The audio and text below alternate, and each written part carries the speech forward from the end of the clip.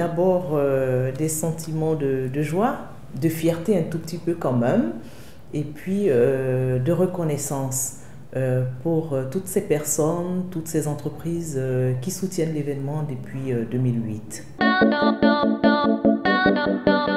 Nous sommes partis du constat que l'Ivoirien aimait bien manger et qui pouvait se déplacer jusqu'à la périphérie d'Abidjan pour aller partager juste un repas entre amis, en famille, les week-ends, et même entre midi et deux. Et donc, nous étions à la recherche au niveau de l'entreprise d'un événement maison qui pourrait rassembler un tout petit peu les Ivoiriens. Et l'idée a germé comme ça au cours d'un brainstorming où toute l'équipe Advantage était présente. Et pour nous, le plat qui fédérait le mieux les Ivoiriens sans distinction de région, de classe sociale, c'était les grillades. Et donc, on a tous cogité là-dessus. Les réflexions sont parties dans tous les sens, bouffe party, garbage géant, et puis Festival des grillades a été retenu, voilà. On était très motivés, très enthousiastes également. On a mis 3 mois pour mettre en œuvre la première édition du Festival des grillades d'Abidjan. On se disait que l'idée était belle et que forcément les sponsors adhéreraient. Voilà, grande a été notre surprise de voir qu'on n'arrivait pas à convaincre forcément tout le monde n'y a pas cru.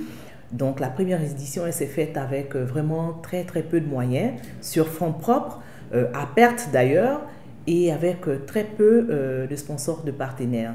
On a réussi quand même, sans grands moyens de communication, à réunir 3500 personnes au Palais de la Culture, et donc on en était vraiment fiers. Et il y a eu plusieurs grands moments. 10 ans dans la vie d'un événement, c'est beaucoup. 10 ans dans la vie d'une personne, c'est juste un enfant qui n'est même pas encore dans l'adolescence. Donc, on pourrait se dire que de chemin parcouru, mais il reste également beaucoup de choses à faire. On a eu de grands moments, de beaux moments, des moments moins beaux également dans cette première édition. On retiendra également nos éditions de l'intérieur du pays à Yamoussoukro, à San Pedro, qui étaient de très belles éditions, vraiment avec le sentiment d'avoir apporté un peu de joie aux populations de l'intérieur du pays. Malheureusement, ces éditions-là coïncidaient chaque fois avec des problèmes liés aux intempéries. Et nous avons un tout petit peu suspendu ces éditions-là. Des moments moins beaux, nous avons dû gérer les grandes problématiques de sécurité et d'hygiène.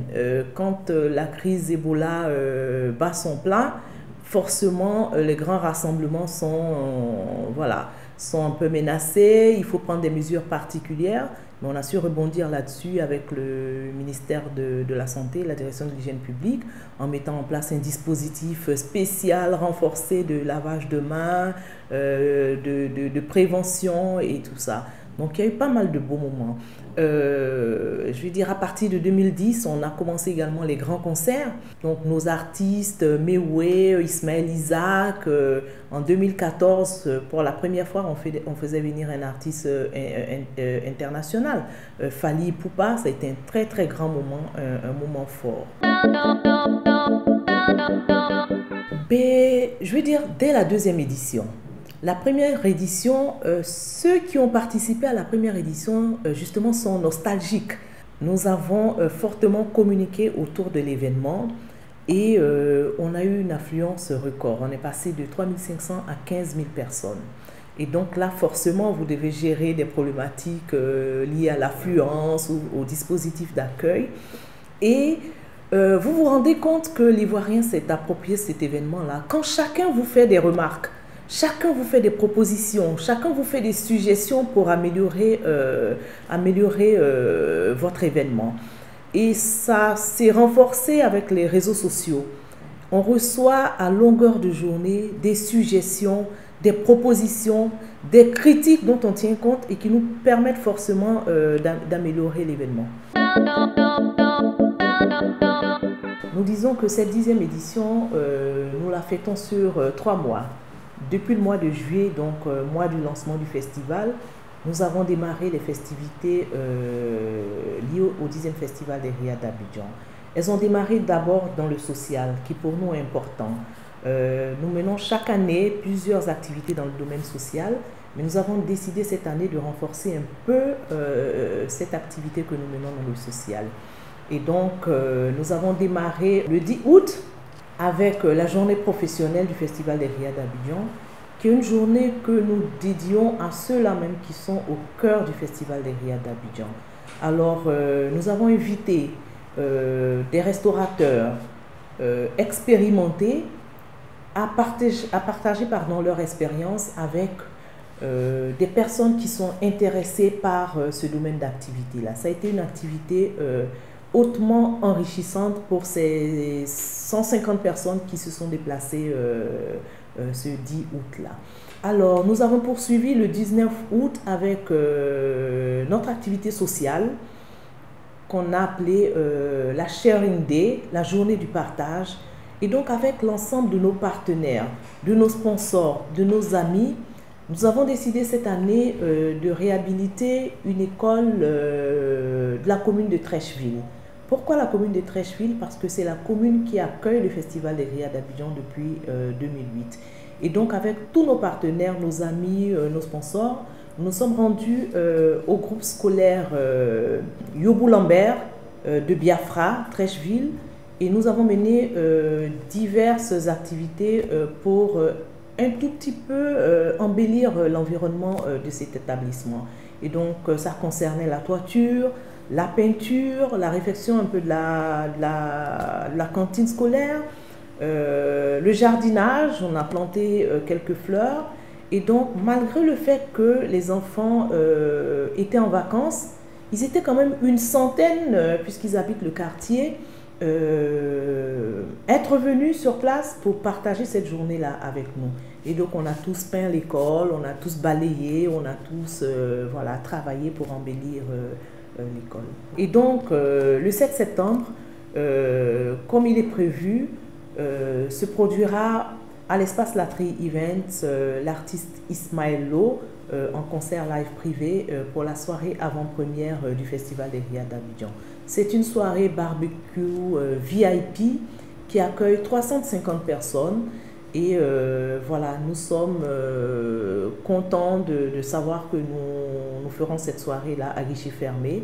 Et nos 350 convives auront l'occasion de déguster vraiment le meilleur de ce que nous réservons aux festivaliers les 8, 9 et 10 septembre au Palais de la Culture.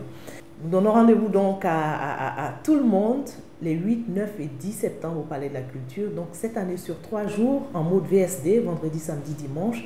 Donc le Palais de la Culture ouvrira dès 8 h et se refermera à minuit comme chaque année.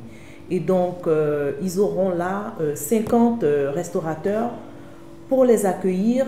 Et puisque chacun présente à peu près 3 spécialités, c'est plus de 150 spécialités de grillade qui seront au menu. Donc on aura du tout, du poulet braisé, piqué, du poisson braisé, de la langouste. On note également le retour du gibier, donc du hérisson braisé. Il y aura vraiment voilà, de belles choses à découvrir. N'oublions pas que nous accueillons le Sénégal cette année comme pays invité. C'est la raison pour laquelle Ismaël Lo est d'ailleurs présent voilà, à Abidjan. Et donc, il se produira au Palais de la Culture le 8. Mais avant, les festivaliers auront l'occasion de découvrir un peu la spécialité barbecue du Sénégal, le dibi. Et donc, nous invitons tous les Ivoiriens à venir découvrir voilà, les dibis du Sénégal. Oui, bien sûr. Il est vrai que le Festival des Riad est d'abord un événement gastronomique, un événement culinaire, mais c'est aussi un événement, une belle plateforme où s'expriment les meilleurs artistes du pays. Et donc au programme, un concert live chaque jour. Un concert live d'ouverture se produira des Bordeaux Likoufa le 8 septembre. Et le 9 septembre, deux artistes se produiront voilà, en concert, live, Shadow Christ et Force One. Et le 10, en concert de clôture, deux grands de la musique ivoirienne, DJ Léo et Arafat. À côté de cela, il y aura bien sûr tous les hommes, vraiment la crème de la musique contemporaine ivoirienne sera présente, dont je parlais de Baby Philippe, de Kedjevara, de Tour de Garde, de Serge Benoît, ils seront tous là. Je n'oublie pas nos humoristes qui seront également présents. Déjà, il faut se munir de son bracelet d'accès. Donc, un bracelet d'accès différent pour chaque jour. Donc, une couleur, un jour. Le vendredi, vous aurez le bracelet noir. Le samedi, le bleu. Et le dimanche, le rouge. Ils sont déjà disponibles dans tous les points de vente et ils seront également disponibles au Palais de la Culture d'Abidjan. Alors, pour tous les festivaliers qui arrivent avec leur véhicule, il y a plusieurs parkings qui leur sont mis à disposition. Le parking de la 4000 places, la salle à Noumambo, en passant par le débarcadère, le parking de la Bourse du Travail et une partie du parking de la gare STL. Alors, nous avons diffusé sur nos pages un certain nombre de consignes voilà, que devront prendre, que devront observer les festivaliers pour passer un bon festival. Par exemple, vous venez avec des enfants, il faut veiller sur vos enfants. Des bracelets sont mis à la disposition des enfants pour marquer les noms et le numéro de téléphone des parents pour pouvoir les retrouver. Ne pas venir avec des objets de valeur, des bijoux de grande valeur, c'est un festival populaire.